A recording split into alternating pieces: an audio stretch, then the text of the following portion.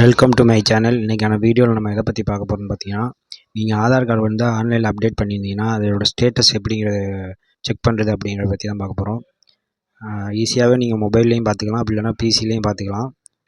ஈஸியாகவே செக் பண்ணி பார்த்துக்கலாம் ஸ்டேட்டஸ் என்னங்கிறத.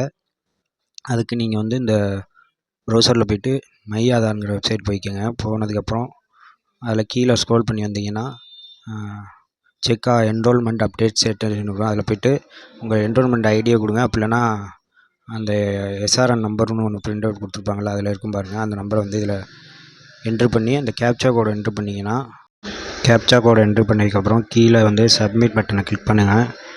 கிளிக் பண்ணிங்கன்னா வந்துடுச்சு பாருங்கள். உங்கள் ஸ்டேட்டஸ் என்ன இதில் இருக்குது அப்படிங்கிறது வந்துடுச்சு பாருங்கள். இது மாதிரியே நீங்களும் உங்கள் மொபைலில் இல்லை பிசியில் வந்து ஈஸியாக செக் பண்ணிக்கலாம்.